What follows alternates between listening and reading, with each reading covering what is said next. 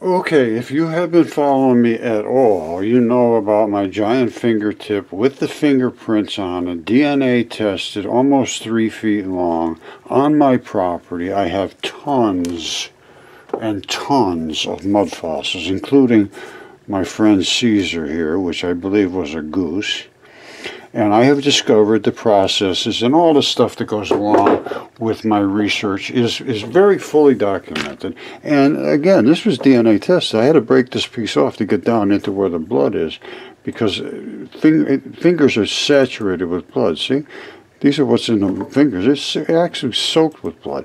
And when I broke down inside, this was actually the fingerprints. Hold on. The fingerprints were right on it. When I smashed that right off the edge, it came off just like a Velcro, just like that.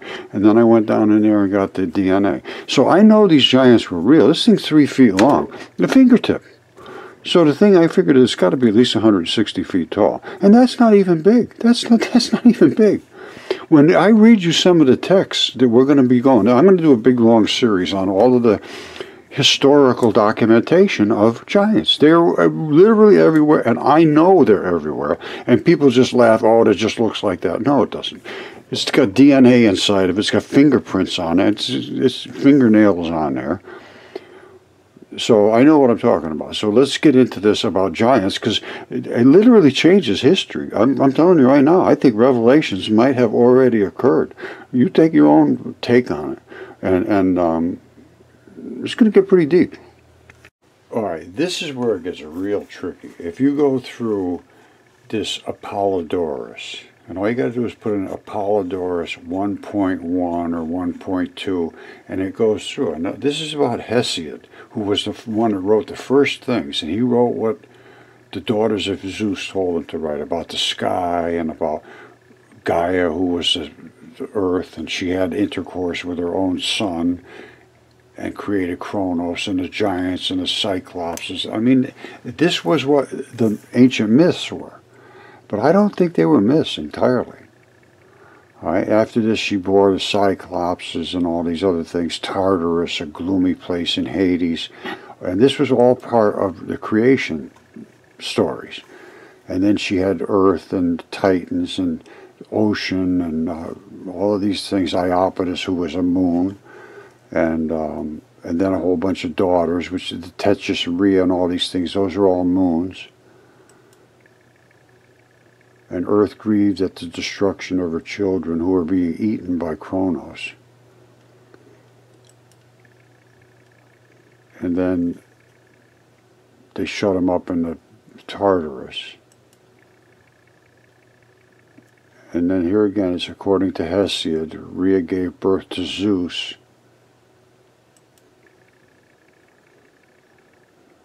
And then the nymphs fed the child on milk. There's a story about the dragon was waiting to eat the child when it was about to give birth. And I believe this is in Revelations. And that's what the dragon was doing. He was eating all the kids. And the last one, she saved and didn't let Zeus go get eaten. And she apparently hid him with the nymphs and fed the child on milk and so forth. And they were clashing their shields so Kronos would not hear the child's voice. See, Rhea wrapped a stone in swaddling cloths and gave it to Kronos to swallow if it were her newborn child. Because he was swallowing all the kids, because he was foretold that he would be overthrown by one of his sons. So he had the daughters, and he let them go out and do whatever they wanted. The men child, he ate. All right, I don't know if this has anything to do with it or not, but I find it interesting. This is Revelations 12.1 and 2, the woman and the dragon. A great sign appeared in heaven, a woman clothed in the sun with the moon under her feet, literally standing on the moon, it sounds like, a crown of 12 stars on her head. She was pregnant and crying out in pain and agony of giving birth. Another sign appeared in the heaven, a huge red dragon with 7 heads, 10 horns, and 7 royal crowns on his heads. He was going to eat the baby. Well, I'm just going to tell you, it says that Michael fought against that dragon, but the dragon wasn't strong enough. He hurled him to earth and all of his guys with him, for him and his angels. Hurled down the ancient serpent called the devil, Satan, the deceiver of the whole world, deceiver. He was hurled to earth and his angels with him. I said, don't forget, a third of the stars swept down. She gave birth to the Son, who will rule all the nations with an iron fist.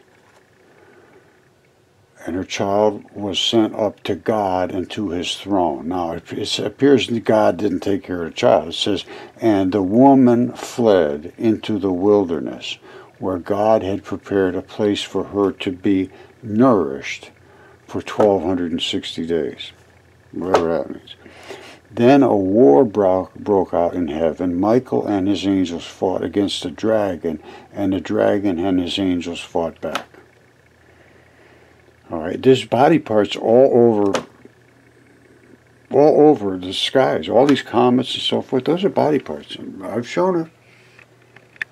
Now, something you want to remember, there was supposed to be 600 angels, watchers, whatever you want to call them.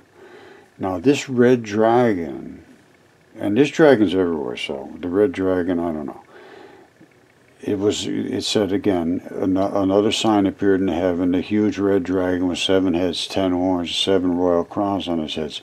Listen to this. His tail swept a third of the stars from the sky, tossing them to the earth, and the dragon stood before the woman who was about to give birth, ready to devour her child as soon as she gave birth. And she gave birth to a son, a male child, who was possibly Zeus, who will rule all the nations, which he did, with an iron scepter, which he did, and her child was caught up to God and to his throne. That's what it says. Now, remember this. He swept a third of the stars from the sky. There were supposed to be 200 fallen angels, swept from the sky, which is a third of the 600. 200 is 1/3 of 600. So he swept a third of all of the angels out of the sky. They landed on the earth as he did. And he was going to eat the baby, but she sent it up to be caught up, as similar to what I just read you about Zeus. Don't forget, a third of the stars in the sky. That's 200. He was thrown down with his angels, which makes 200. All right, this is kind of scary. The dragon's thrown down to earth, the deceiver of everybody. And he says, I heard a loud voice in heaven saying, now have come the salvation, the power, and the kingdom of our God, and the authority of his Christ. For the accuser of our brothers has been thrown down, he who accuses them day and night before our God. They have conquered him by the blood of the Lamb and by the word of their testimony, and they did not love their lives so as to shy away from death. So they stood up, basically, to the end. All right, so it says that they did not love their lives as to shy away from death. Therefore rejoice, O heavens, and you who dwell in them. But woe to the earth and the sea. With great fury the devil has come down to you, knowing he has only a short time. Now what's a short time, biblically? And when a dragon saw that he had been thrown to the earth, he pursued the woman who had given birth to the male child. Now there was a giant fish being attacked by a dragon in the desert. I don't know if that's got anything to do with it. But he could have stood up tall enough to eat a baby coming out of somebody standing on the moon. I'm telling you, that's how big this thing is. All right, so now the dragon is thrown to earth. He pursued the woman who had given birth to that male child, who could very well have been Zeus. The woman was given 2 wings of a great eagle to fly from the presence of the serpent. All right, the serpent, I think, was Zeus, to her place in the wilderness, where she was nourished for a time and times and a half a time, whatever that means. Then from the mouth of the serpent spewed water like a river to overtake the woman and sweep her away in the torrent. That's exactly what you see in the desert in Morocco. Okay, I must admit I don't understand the last statement, but everything up to here I'm pretty much in line with. It says, from the mouth of the serpent spewed water like a river to overtake the woman and sweep her away in the torrent. But the earth helped the woman and opened its mouth to swallow up the river that had poured from the dragon's mouth. Well, it's in my world, that stuff did hit a fish, which could have been a woman. I don't know. Now, this I don't understand. And the dragon was enraged at the woman and went to make war with the rest of her children who keep the commandments of God and hold to the testimony of Jesus. And the dragon stood on the shore of the sea. He's laying there. I don't know about stood. All right. I've shown this so many times, I'm not going to get too detailed. This is the fish that was being attacked by a river spit from the dragon. Now, they always show the symbol of Christianity as a fish, or some do anyway. Now, not only that, I can see that the earth did open up its mouth to receive these things. Look at this. Here's the dragon's head. All right, there's his throat coming up. All right, here's his head right here. There's his head. He's spitting all of this river. And it said he spit a river out at the fish. Well, guess what? That would have really flowed all over this fish. As it is, some hit here. But guess what? This is where the earth swallowed it up. It's coming this way out. It swallowed it up. It says, okay, I'll take it, bring it over here. You see the height here is elevation 515 feet. Down here it's 472 feet, and it keeps running down 419 feet. It literally opened up its mouth and ate up all of that nasty, nasty stuff that would have flowed. This is a gigantic river of stuff. Look at this, and it is nasty. Look at what it would have been like to be that fish. All right, this is the kind of stuff that was flowing down onto that fish. And it all came out of the dragon's beard, which really freaked me out. You see these beards? There's one here and one over here. I'm going to home right in on it. You see the beard? Little tentacles of his beard sticking down. This yellow stuff is the killer stuff. This is the one that's spewing it all out. You see it? It's coming down here, coming right out of that beard. Look at that stuff. Oh my goodness, yikes. You see that? That's coming right out of his beard. That's the beard right there. And that all, how it's turning into so much stuff, I have no idea. But all of this is being spit down at that fish. And then the earth opened its mouth up and says, all right, I'll take it, bring it over here. And instead, it went over this way. Most of it. A little bit hit down here, but not like the whole fish would have been completely covered by that stuff if it didn't take it in. So everything I'm seeing sounds right to me. Now, as far as the moon is like 238,000 miles away from Earth. So obviously he's not going to stand up and try to eat a baby off the moon. But there's no place for these things to really be just laying around here all the time. They got to be going somewhere. I don't know what they ate. I don't know. Let's look at the size of it. And that's not the only one. There's multitudes of them. He had 199 buddies, it sounds like to me.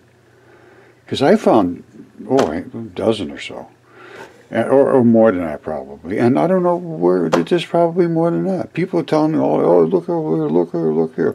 Well, I found enough that, I'm pretty well covered in dragons. There's another one over here. This one here, Herodotus wrote about, you see? Comes right up here. This is the guts are decaying and rotting out of it right here.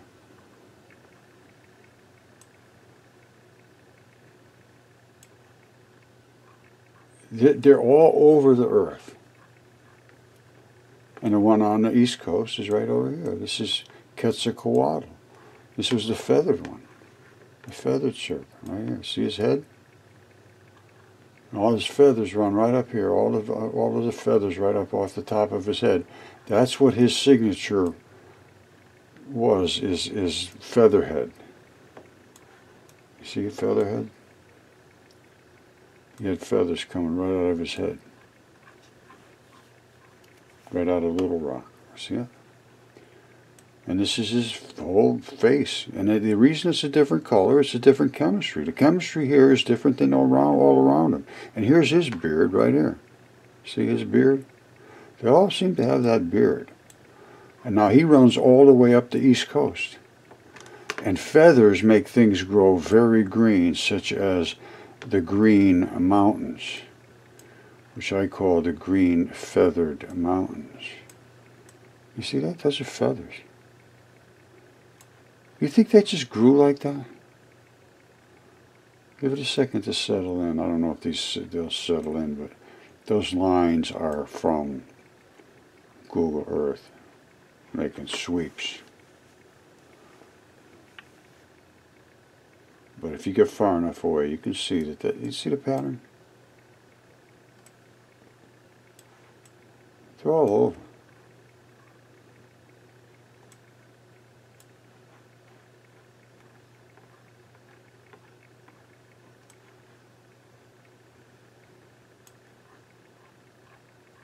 Isn't that amazing? That's the whole East Coast, all the way up to Canada. From the Gulf. See, follow this. Follow it, follow it, follow it, follow it, follow it, follow it, follow it, follow it, follow it, follow it, follow it, all the way up to the end. Way up here. This is all,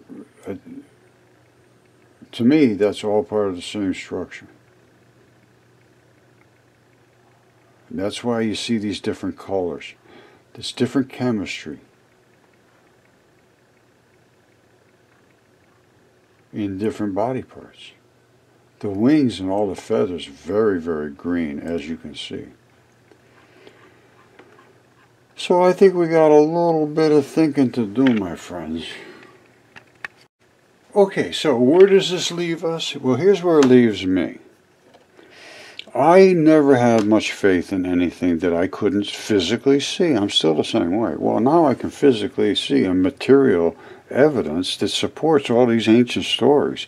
And that leads me to the belief that Christ did come here to warn us of all of these terrible, terrible things that apparently could befall us. That's all I can take from it. And I'm going to take that as a serious warning to, first of all, try to find some kind of forgiveness for all the bad things I did and never do any more bad things. And, this is serious stuff. Once you understand, you better stay on the understanding side. You go back to the ununderstanding side, you're done. Your case is closed. There is no going back. Once you go forward, you cannot go back. And if you're listening to me, you have already gone forward. Do not go back. All right? This gives me 100% confidence that Jesus Christ came here to warn us. Say, you better straighten up, come find me, or you're going to find somebody that's going to lead you to a place you don't want to go to. That's the way I take things now. I mean, it gets very, very deep. Because, you know, there is an eternity. The way I say it is nobody gets out alive. What happens then? Think it over.